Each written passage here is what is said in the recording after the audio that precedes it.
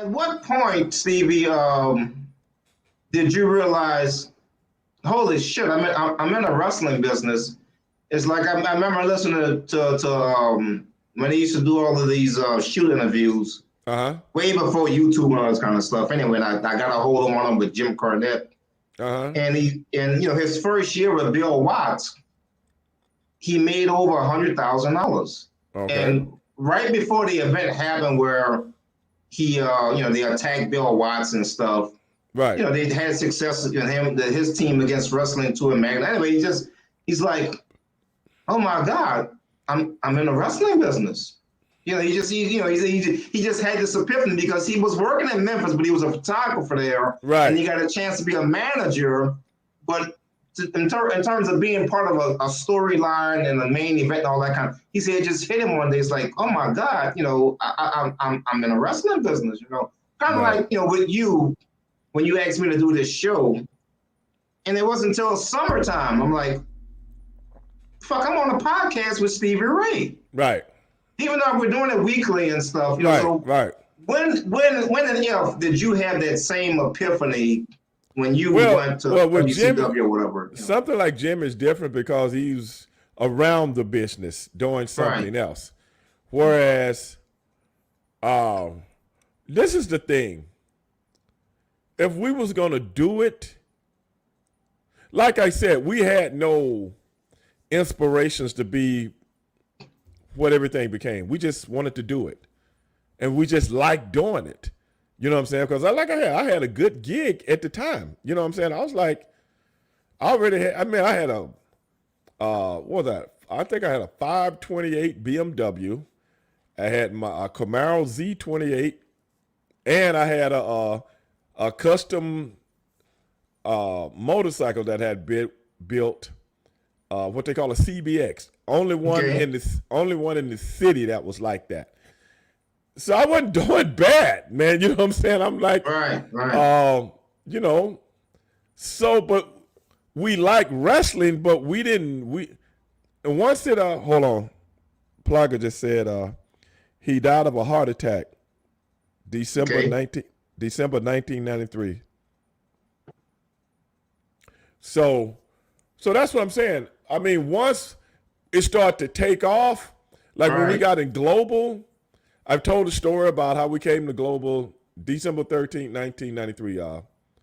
Jimmy. Long time ago. Yeah. Like I said, it was a while. I might have been in Japan. I was somewhere overseas when, I think it was Germany. No, I was in Germany. And that they were showing the tape because I think it was in Germany when it happened. But anyway, once we got to Global and things started to, like I said, when we first got to Global, we came off our tryout match. I told this story before. Everybody in the sportatorium called us everything under the sun. And I remember that. You got some great heels. Yeah, and our tryout match. But once that match was over, everybody was rooting for us, okay? And then they said, okay, we all don't have a job, but y'all come back next week. Maybe we can use you again. Okay, next week came, they used us again. Okay, maybe y'all can come back next week after that and blah, blah, blah. But this is what happened. 2 months after that tryout, the sportatorium was full. Mm-hmm. Full. You hear me? Yeah. People waiting outside in a long-ass line.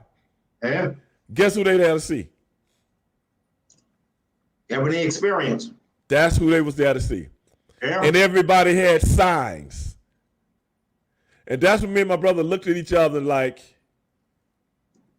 hey, we're pretty good at this. See? People like us. Yeah. Yeah. So then our names started popping up in the wrestling magazines. Because remember back then they had all kind of different wrestling magazines. So we would go to the wrestling magazines. Okay, this is how I knew we were doing well. With all the people that's wrestling all over the country in the big organizations. Because, territories were still around then.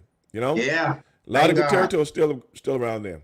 Yeah. And we would check those wrestling magazines out, and the Ebony Experience was always in the top 10. Mm-hmm. And that's when we was like, hey, man, people really watching us, you know?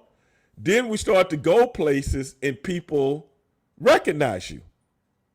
Well, see, we didn't realize, because we wasn't making no money in Global. We just went up there. We would tape like 3 shows a weekend for Skandar. Skandar was running things back then and a couple other people. And he's like, hey, man, can you and Booker Russell one more time? We got, okay.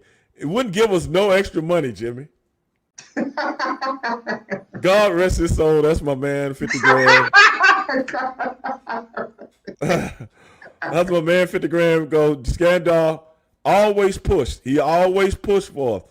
He was like, y'all keep, you know, he would always tell us what we need to do with this, that, and the other, because he said, y'all got it, man. Y'all got it. You know, Skandar been around a long time. You know what I'm saying?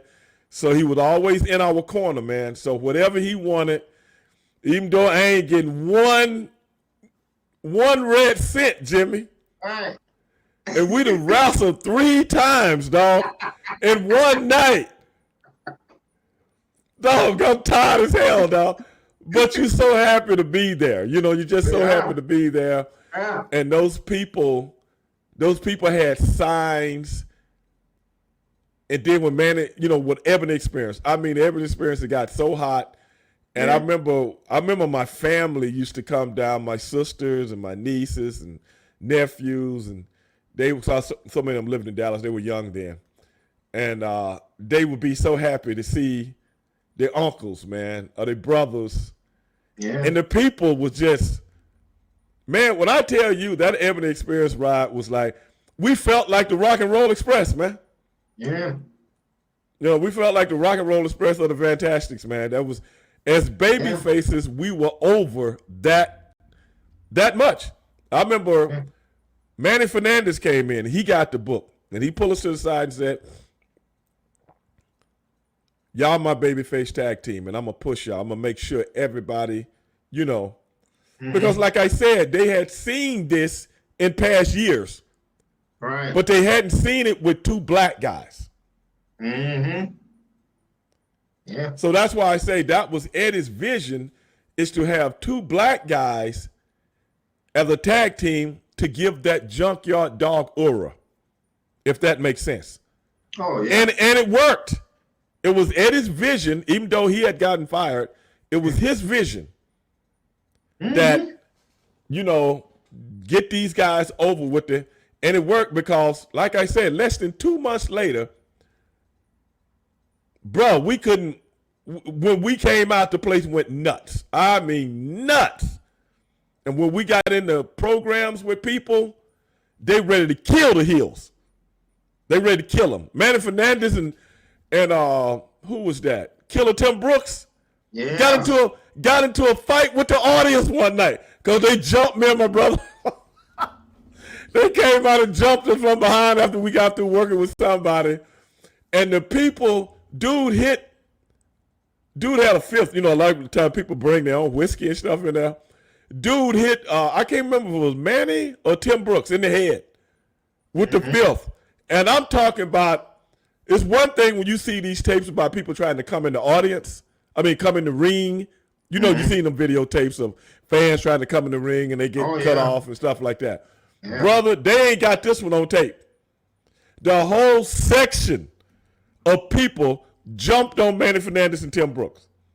And brother, me and my brother selling, you know, we done got beat up.